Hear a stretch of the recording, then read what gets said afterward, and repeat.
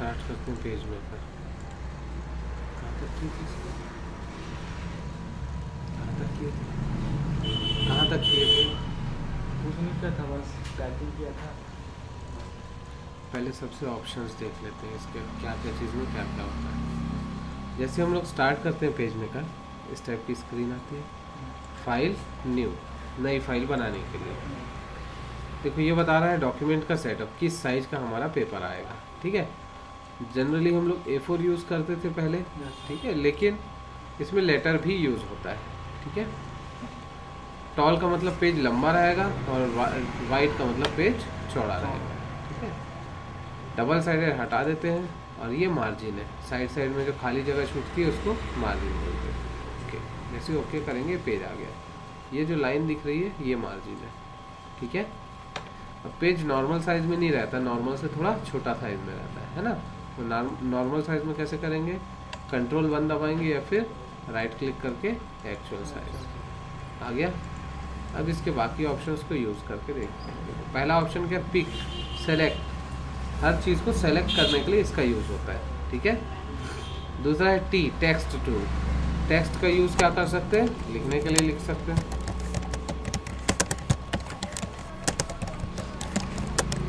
ठीक है, ये सिलेक्शन टूल बताया था, इस पर क्लिक करोगे तो जैसे ही उस पर क्लिक करोगे सिलेक्शन आ जाएगा, है ना। ये जो बिंदु है ये क्या है? टेक्स्ट बॉक्स का बाउंड्री है। इसको हम लोग चाहे तो कम या ज़्यादा कर सकते हैं। ठीक है, कभी भी टेक्स्ट बॉक्स छोटा बड़ा करना रहेगा, ऊपर से नहीं लोगे, नीचे से लोगे, ताकि वो फिक्स रहे उसकी जगह में। अब आते हैं हम लोग ये क्या है?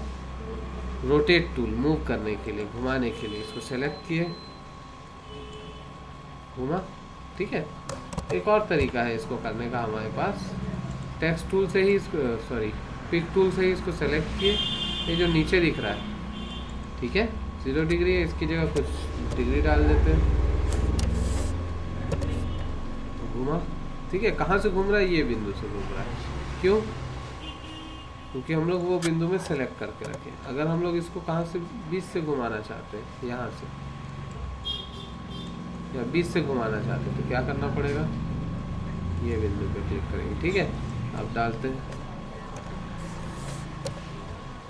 ठीक, समझ में आया? अब इसके बाद है क्या? स्क्यू। स्क्यू का मतलब क्या होता है? झुका देना थोड़े एंगल पे। ठीक है, हल्का सा झुक गया ये। ठीक है, ऐसे करके कुछ भी डिज़ाइन डाल सकते हो। हो गया। दाएं से बाएं पलटाना है तो इसको क्लिक करोगे, इसको F2 हो गया। देखो दाएं से बाएं पलट गया। नीचे से ऊपर पलटाना है। ठीक है, बाकी विड्थ से चौड़ाई लंबाई सेट करने का, इसको जनरली तो क्लिक करके देखो, कुछ खास नहीं होता इससे। ठीक है, अब आते हैं हम लोग, रोटेट हो गया, ये तीनों देखते हैं। अब ये है क्रॉप टूल, काटने के लिए। ठीक है, इसका यूज़ कब होता है? किसी फ़ोटो को हम लोग ले करके अगर आते हैं, हमारे पिक्चर्स में रहते हैं हमारे फोटोग्राफ, जैसे ये फ़ोटो लेकर आ गया फ़ोटो। ठीक है, अब इस फ़ोटो में देखो, ये ऊपर में अभी फ़ोटो अच्छा नहीं दिख रहा, तो क्या? कंट्रोल शिफ्ट F12 अगर दबाएंगे तो क्लियर आ रहा है। ठीक है, F12। ये ऊपर में जो दिख रहा है, इसको सपोज हमको काटना है, इस पे जाएंगे, क्रॉप टूल। हो गया। साइड में जो बॉर्डर है उसको भी हटाना है, हटा दिए। बिंदु पकड़ पकड़ के करोगे इसको।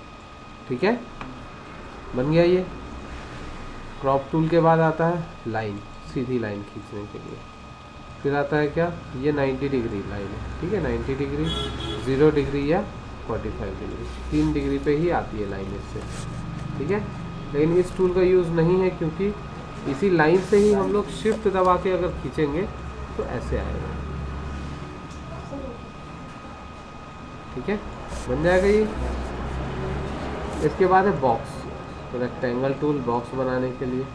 अब जो भी चीज़ हम लोग लाए हैं, बॉक्स या लाइन, ठीक है, इसको अगर हम लोग यहाँ बीच में क्लिक करते हैं, कलर पे, कलर नहीं आ रहा होगा तो कंट्रोल J के थ्रू कलर लाएंगे। ठीक है। अब ये कलर आ रहा है, सेंटर पे क्लिक किए,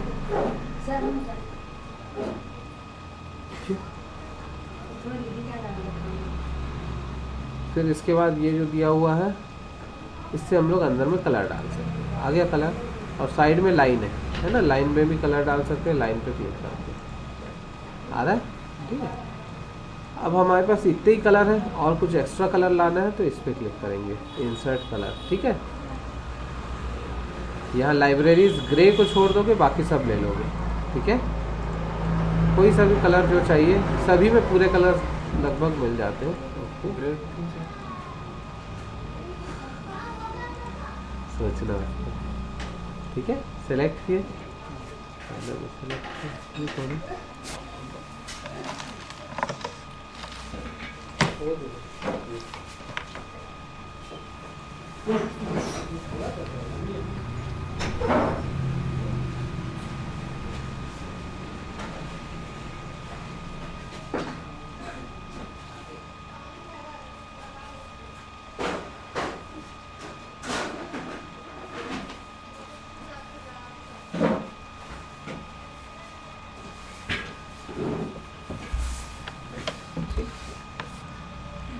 कलर यहाँ से ला लेते हैं, लाइन पे कलर के लिए लाइन हो जाएगा, वैसे ही सर्कल। अब इसमें देखो बीच में राइट क्लिक करेंगे हम लोग तो दो चीज़ें मिलेगी, फिल एंड स्ट्रोक और राउंडेड कॉर्नर। ठीक है, फिल एंड स्ट्रोक पे अगर क्लिक करते हैं तो क्या है, इसके अंदर कुछ डिज़ाइन ला सकते हैं, लिमिटेड डिज़ाइन रहते हैं, ला सकते हैं। आ गया।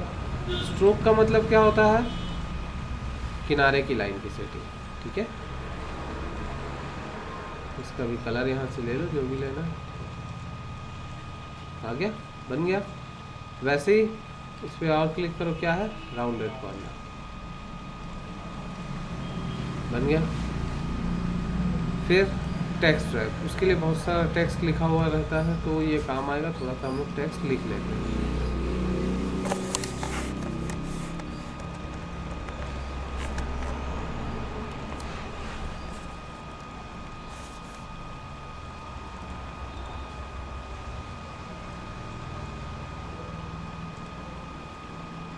एक्स्ट्रा सब रखें, इम्पोर्टेंट डिलीट कर लेते हैं। हो गया।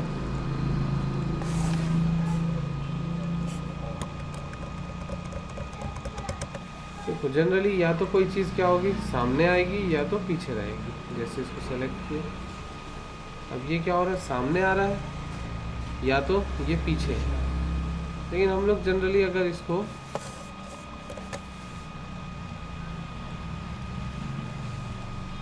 जो लिखा हुआ मैटर है ना, इसके बीच में इसको रखना चाहते हैं तो इसको क्या करेंगे, राइट क्लिक करेंगे, टेक्स्ट रैप। टेक्स्ट रैप में सेकेंड वाले को लेंगे, बन गया।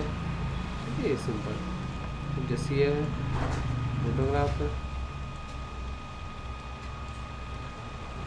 लगाना है, राइट क्लिक, टेक्स्ट रैप, बन गया। ठीक है, अब सपोज अगर हम लोग इस टाइप का कुछ लेते हैं, ये इस टाइप का फ्रेम लेते हैं। ठीक है, इसको अगर हम लोग टेक्स्ट रैप करते हैं सेंटर पे, ठीक है, ये जो बिंदु दिख रहा है इस बिंदु को क्लिक कर लेते हैं।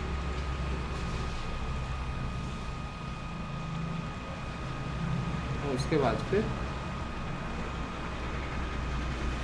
ये जो डॉटेड लाइंस दिख रही है, इन डॉटेड लाइन से इसको अंदर खींच लेते हैं। बाहर खाली जगह क्लिक करोगे तो सही से आ गया, ये बन जाएगा। इसके लिए भी वैसे ही यूज़ कर सकते हैं। ये क्या है, पॉलीगॉन है, क्लिक करोगे ड्रॉ करके पॉलीगॉन ला सकते हो। अब इसमें कुछ चीज़ें और होती है, जैसे इसमें हम लोग राइट क्लिक करके क्या देखे थे, राउंडेड कॉर्नर। इस पर राइट क्लिक करेंगे तो पॉलीगॉन सेटिंग आएगा। इसका यूज़ क्या है, हो गया, बन गया। फिर ये हो गया तीनों, इसी के जैसा शेप ये भी दिख रहा है, लेकिन ये क्या है, ये है आपका फ्रेम्स अलग अलग, है ना। इसको डबल क्लिक करते हैं। डबल क्लिक इसलिए कर रहे हैं क्योंकि अभी अगर बिना डबल क्लिक के हम लोग डिफ़ॉल्ट बाय डिफ़ॉल्ट कुछ फ्रेम बनाते हैं, इस फ्रेम का यूज़ होता है इसके अंदर कोई फोटोग्राफ वो सब लाने के लिए। फोटोग्राफ लाने के लिए सेलेक्ट किए और क्या करते हैं, प्लेस। जैसे ये फोटोग्राफ लाना है, यस, तो फोटोग्राफ सही से नहीं आ रहा है क्योंकि फ़ोटो बहुत बड़ा है और उसको ये छोटा करके नहीं ला पा रहा है। तो इसके लिए हम लोग क्या करते हैं, कोई भी फ्रेम को डबल क्लिक करते हैं, scale content to fit frame, ठीक है। तो बड़े फ़ोटो को छोटा और छोटे फ़ोटो को बड़ा करके उस फ्रेम के अंदर ला लेंगे, ठीक है। अब इसको लिए फाइल, प्लेस, सेलेक्ट किया, आ गया, ठीक है,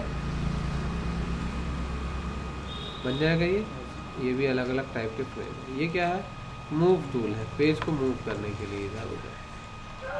और ये क्या, जूम टूल है, बड़ा छोटा करने के लिए। वापस नॉर्मल करने के लिए राइट क्लिक, एक्चुअल साइज या फिट इन विंडो, और या तो फिर कंट्रोल 0 से फिट इन विंडो होता है और कंट्रोल 1 से एक्चुअल साइज होता है, ठीक है।